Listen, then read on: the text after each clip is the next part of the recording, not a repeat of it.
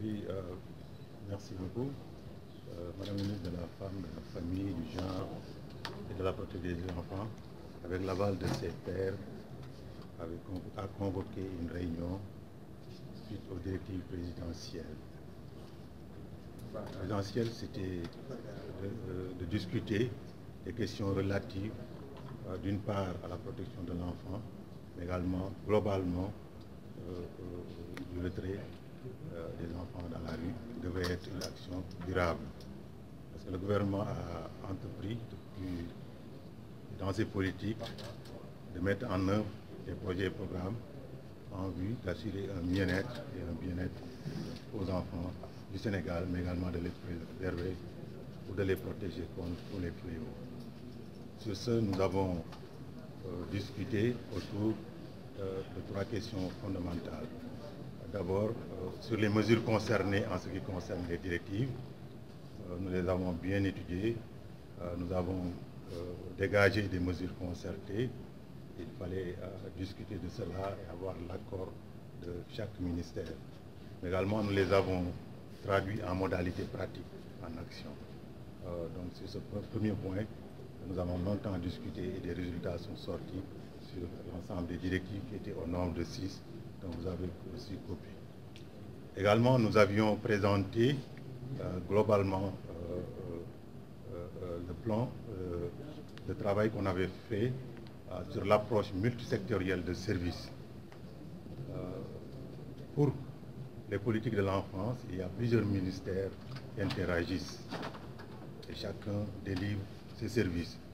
Donc nous avons dégagé une approche intégrée, multisectorielle, qui devrait prendre en charge l'ensemble des actions ou des services des ministères. Donc nous avons travaillé pendant des mois, nous l'avons entamé en 2018 et aujourd'hui nous avons un document sur une approche multisectorielle de délivrance des services pour l'enfance. Nous avons partagé ce document et nous avons trouvé un large consensus en ce qui concerne les actions à développer par l'ensemble des ministères. Nous avons été exhaustifs.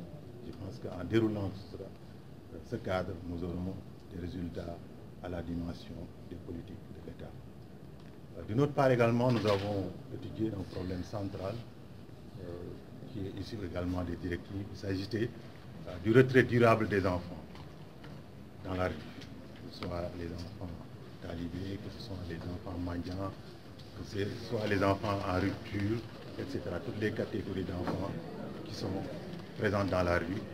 Nous avons travaillé pour élaborer une stratégie globale, mais également un plan d'action qui devrait nous permettre vraiment, dans un horizon temporel visé vers l'année 2022-2023, de retirer les enfants de la rue, mais également d'entamer à l'échelle communautaire des actions durables qui permettraient vraiment d'éradiquer entièrement ce phénomène de présence d'enfants massifs dans la rue. Nous avons également développé dans nos approches des approches communautaires qui visent à centrer les problèmes là où les communautés sont.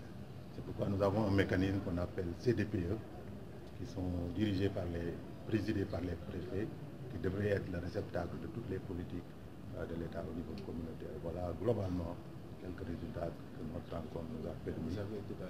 Ils vont vous dire, dans cette rencontre, je pense qu'il y avait plusieurs ministères.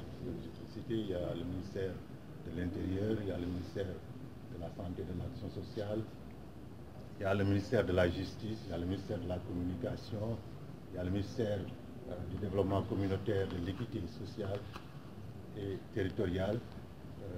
Donc nous avons discuté avec l'ensemble de ces ministères. D'ailleurs, le cadre n'est pas interrompu. Ce dialogue-là a commencé depuis fort longtemps.